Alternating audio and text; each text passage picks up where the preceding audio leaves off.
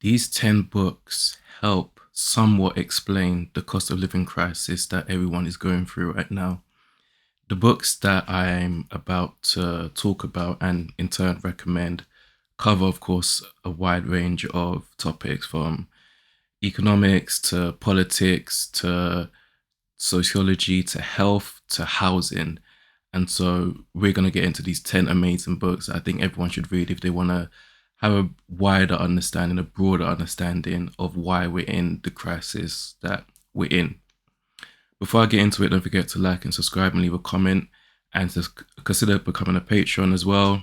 They get early access and we are doing a book club there also. Link is in the description. Thank you very much. So the book I'm going to start with first, Yanis Varoufakis. Everyone knows this guy. He is the former finance minister for Greece, and he is a intellectual and a public figure and a very well-revered one. And this is the first of his books that I've read, which is titled "And the Weak Suffer What They Must: Europe, Austerity, and the Threat to Global Security." This was an absolutely outstanding book when I read it. It is due a reread because it's been several years now. But Varoufakis, his ability to beautifully articulate the problems with the US, but also specifically with Europe, outside of the UK, but UK included, is second to none. He has some of the best sort of non-fiction writing out of any of the authors who write non-fiction. He is able to break things down wonderfully. This is a mixture of just a critique of the way capitalism is done in Europe, plus the history of how we got here, you know, the relationships between Germany and France in particular and their importance to the EU. He also obviously talks about Greece, and really if you want to just know what was going on in Europe around the time of the financial crisis, the decisions that are being made, the faulty logic, the absolute madness that was going on, this book is a must read. Highly, highly recommend it. Sticking with Yanis Varoufakis, we have what is his recent book. This was published in about, I think, 2024, 2023. And that is Technofeudalism, What Killed Capitalism. And you'd want to read this book if you want to understand just why economically things are getting quite severe right now and the role that big tech is playing in what Yanis Varoufakis believes is now a completely new system. We have, we have people, if you watch like a lot of, YouTube videos and read a lot of articles that talk about anything economic, you will see the term late stage capitalism pop up a lot. Yanis Varoufakis is like, capitalism's done, it's dead, and we're now in this sort of mutated feudalist society, which he calls techno-feudalism.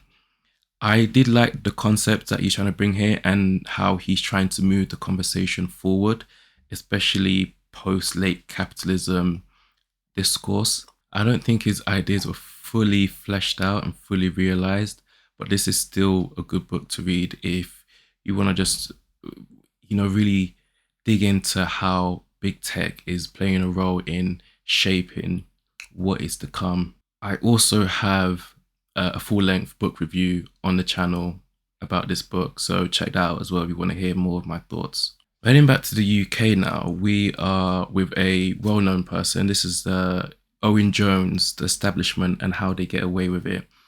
This book is one of my favorite books of all time. I absolutely love this book. Owen Jones just perfectly documents how the ruling class are just playing by a different set of rules. Owen Jones just goes over the way how the media just does a madness, politicians, the rich, tax evasion. This book is absolutely fantastic. It's a lot. It is a lot. And this is one of those kind of books that will kind of like radicalize you in a way, because you just start reading about all the fuckery that's going on, and you're just like, you know what? I just can't. I won't stand for this. This is one of those books. It's really, really good. Us in the UK and the EU are very familiar with austerity. We are extremely familiar with it, too familiar with it. And if you wanted to learn a bit more about austerity and how it has done so much damage to us, the perfect book. This book by economist Mark Blyth, Austerity, The History of a Dangerous Idea, is absolutely fantastic. Again, one of my favorite books of all time. Blythe kind of splits this book into two parts, and I do have a full-length book review about this. If you want to see it, it's on the channel. He splits this book into two parts. The first half is really talking about the 2008 financial crash and explaining what was going on, what was happening. The second half really deep dives into the history and philosophy of austerity and where it, began. And he just does this in the most magnificent way. Blythe just passionately argues that austerity is just not the way to fix things, not the way to handle, or not the reaction to an economic crisis, to a financial crisis, and is definitely not the idea you want if you're trying to get growth in the economy. And even if you want a healthy society, austerity is just not the way. This is passionately argued, and I absolutely love Blythe's enthusiasm and the way he's just able to critique the hell out of ideas and just how detrimental austerity is. So if you want to really learn about the philosophical side, it won't go over your head, so don't worry about that. You want to learn about the background of it, the history of it, just where it comes from and why austerity just won't die, then Austerity, The History of a Dangerous Idea is the perfect book. Keeping on with the theme of austerity, this book I read earlier this year, I do have a book review about it, and it is Austerity Bites 10 Years On, A Journey to the Sharp End of Cuts in the UK by award-winning journalist Mary O'Hara. Why this book is on the list is that it differs differently from Mark Blyth's book. And Mark Blyth does actually show up in this book quite a bit. Mary is on the ground talking to people who are on benefits, those who are less capable, those who are disabled, those who are volunteering on the front lines, those who are working for charities that help people with this. She's on the front line going all over the UK, seeing what the effects of austerity are. She originally published Austerity Bites in 2013, 2014. And so 10 years on, this book is, the second updated version of that. And this was released, obviously, just recently. And it's crazy to see the effects of the Conservative government and their austerity policy years on. And it's ugly reading. It is ugly reading. But if you want to learn austerity, and I think this one's a bit more personable because we are sort of diving into people's lives, and Mary talks to just ordinary people to see how austerity measures have affected them, and just how, quite frankly, how demonic the policies are that the government have put forward. This is definitely the book to read. It is absolutely fantastic read. I absolutely loved it, and again, one of my favorite books. With like these sociology, economic books, they're usually some of my favorites because the way some of these authors, like Mary O'Hara, Mark Blyth, Owen Jones in particular, and I've got a few more coming up here, the way they're able to articulate just the madness of our times is crazy. And I love how these are very precise, very sharp, but very passionate and very emotional books too, because you'll see your lives in these kind of books. And I saw my life, and I saw, I've been on benefits at some point in my life when I was 19 years old, just fresh out of college, just waiting to go to uni, because I went to America and the States. So I had like a gap year basically, and I couldn't get a job, and I was on benefits for a little bit until I was able to get work in retail. So I understand, I know what you have to do to like get benefits and everything like that. So, and even though, God, that was 10 years ago, I'm 29 now. I'm in a much better place, but 19-year-old me who was going from college to uni and kind of waiting, for certain things to fall in place. I was one of those people, and to be honest, this book originally was written, the first version was written in 2013, 2014. So that was around the time where I actually was on benefits also. So this book really, really, really did hit hard. I did say you'll get healthcare in this, and this is the perfect healthcare book to read about. Again, read this earlier this year. This was a random charity shop pickup that ended up just being a 5-star read, and that is Human: Solving the Global Workforce Crisis in Healthcare by Mark Britnell. It's a short book, but it is absolutely packed, and it's a small font as well, but it's absolutely packed with just the issues and some of the solutions we have to an older population, the population we, and I think everyone's speaking about this now. This is another thing that relates into the cost of living, is that we are living longer and we are more healthy, relatively, but healthcare costs are going to soar. And currently right now, especially in the US, the labor market, the jobs that they've added. I love, I don't love it, but it's crazy how when you watch videos, how the statistics are always being revised down. They think it's gonna be, they think the economy adds 75,000 jobs, and no, really it's only like 22,000 jobs, and then some months it's in the negatives. It's crazy. And then one of the things that I've been watching is that jobs in healthcare are literally the fastest growing sector. That's where primarily the jobs are, because the population's getting older. We need more healthcare assistants. We need more nurses. We need more doctors. We need more of everything. And Britnell in this book goes over all sorts of problems that the world faces. We travel to pretty much every continent on here, seeing how local people have handled their issues, how developing countries and developed countries have handled their issues. And Britnell as well has worked within the NHS as well. So he has a wealth of experience. So if you want to, and here's the thing, Britnell's not a pessimist. He's actually quite optimistic that we can solve these problems. We have the resources, we have the skills, the manpower, the intellect to solve these issues. We just have to solve them. And so this is definitely not like a dreary book. Very important book. Would highly recommend it, especially if you want to see the sort of landscape for healthcare. Moving on to class, we're going to be last 4 books mainly about class. This book I read in 2024, fantastic. Again, great book, and that is Unequal Childhoods: Class, Race, and Family Life by sociologist Annette Lareau. I think I always butcher her last name. It's crazy. I always do. I'm sorry. But this is fantastic. This is primarily Annette and her research team are flies on the wall in multiple American homes.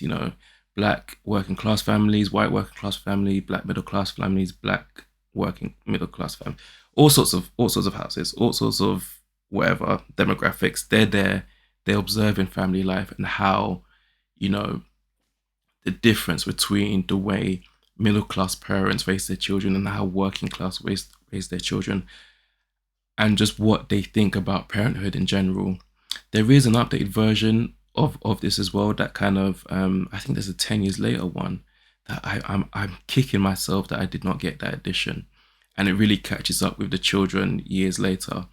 But this book's fantastic because it really shows the class divide when it comes to parenting, and how middle class children are literally set on attract success from an early age, and they're in activities all day. There was a particular passage in this book where Annette noted that with this particular middle class family, the home was more like a pit stop than a home. Like they would just be coming and going to and from activities, and there wasn't really any time because the calendar was so packed to really sit, be comfortable, and sort of like share, life as a family and do all of that, because children are going to piano lessons, and they're going to gymnastics, and they're going here and they're going there. And so It's crazy. And then obviously the parents have high paying, high demanding jobs also. So sometimes they're not even home themselves. So this explained a lot. And you want to talk about the just cost of living, it's just that people are just being brought up in a different way. They We are seeing obviously, ideologically, politically, there is a big divide. It's going to quite extreme ends. But this also shows how even just regular parenting can contribute to that, because right now you just have so many factions of different ideas on how to parent. And then you've got so many different types of people being raised in certain types of ways with certain opportunities presented to them throughout their lives. So this is very, very interesting, because the cost of living also affects people's social lives and people's love lives and people's families as well. And it's not just, people like to think it's mainly economic, but also it's sociological. There is a very, very big sociological proponent to the cost of living. And so this book is so important. Very, very good book. It was published in the 90s, and I think she's mainly based around Richmond in America. But again, you could see the middle class, the working class differences pretty much everywhere over in developed nations. So highly recommend. One of my favorite books of all time. Like I said, this is basically like my favorite books of all time list, to be honest with you. Again, we're back in the UK, and we're with Mike Savage and his book Social Class in the 21st Century. This book is crazy. Love, love, love this book. This, if you guys remember, probably about, I guess, a decade ago, over a decade ago, 2013-ish, where there was a great British class survey and a calculator that really, um, really assigned people their social class depending on how they answered certain questions. And there is a big thing about class, and especially in the UK, and where you fall. Mike Savage really expands the categories, I should say. It's not, to him, isn't just lower, middle, and upper class. There are 7 different class categories. And in this book, we expand greatly on the research and his research, both qualitatively and quantitatively. And he talks to people about how they grew up, how they operate, how they view class, which activities count as being in certain classes, what types of music that people listen to, in terms of like, is it, classical music, rap music, those type of things. This is an exceptional book if you want to really understand what class people are in and their thoughts around class as well, and the thoughts around themselves. Because a lot of people, most people even, and it was noted in the book, just don't see themselves as, don't see their categorization as it really is. And so there's a bit of like a, I guess, cognitive dissonance there when it comes to class, because it is such a big, big thing. But this book is just absolutely fantastic. I absolutely loved it. Highly recommend. It definitely, especially once you start seeing the salary differences, the school differences, the regional differences between different class groups, you start to understand why, there's a cost of living crisis, and who's really benefiting, who's getting squeezed, who has a bit of a buffer, like a monetary buffer, who can actually weather the storm and who can't. Onto housing now. And we have here Gentrification, a Working Class Perspective by Kirsteen Paton. And this book again is really split into 2 halves. The first half is quite theory heavy, while the second half, Kirsteen is on the ground in Scotland. Where is she again? She is in, it doesn't say on the back here, but she was in a town, I think just outside Glasgow, that was going through gentrification, and she's speaking to the people in charge of the gentrifying, but then also the working class residents, and just how they have been able to deal with it, and how some of them have previously dealt, and what maneuvers and strategies they did to deal with previous sort of gentrification aspects of their community and how it affected them. This is, again, really good book. Very theory heavy on the first half of it, mainly because I think it was her PhD studentship, something like that. But again, this is a really good book if you want to learn more about gentrification and just how people are trying to keep, their standard of living amongst their area being gentrified for a whole bunch of reasons and in a whole bunch of ways. This next one it deserves a reread. Oh God, I haven't read this in eons, and that is Guy Standing, The Precariat, The New Dangerous Class. This book, Guy Standing, this is really heralded by those on the left. It is often mentioned, and Guy Standing really does a good job of explaining just what is happening in terms of the social structure, the social classes, and how it is affecting those at the bottom, and what's really going on. Is essentially him illustrating the race to the social bottom and how that's been created, and just all the madness that goes on with it. This deserves a reread. I doubt I'd even have a rating for this book, but it was a very, very, very good book. Again, highly, highly rated. Like, here's me flick through it. It's been eons. It was first published in 2011. He's talking a lot about the Precariat. I'm just looking at the contents here. He talks about migration, and again, this is very UK centric as well. Guy Standing, I believe, a professor of some sorts. I've totally forgotten, but this was a really, really good book, and again, very easy to read. So if you want to learn more about just the Precariat, the underclass, what is going on, and how they're surviving, and also Guy Standing sort of analysis of society, also, this is a good book to pick up. Again, this is mainly talking about the results of a cost of living crisis, like what exactly happens, what are the consequences. You see a lot of the consequences of the cost of living crisis in this book, I believe. So yeah, anyway guys, those are my 10 books that really do well to explain and sort of analyze the cost of living crisis in multiple dimensions. Like I said, comment, like, subscribe, and consider becoming a Patreon also. Thank you for watching. Thank you for listening.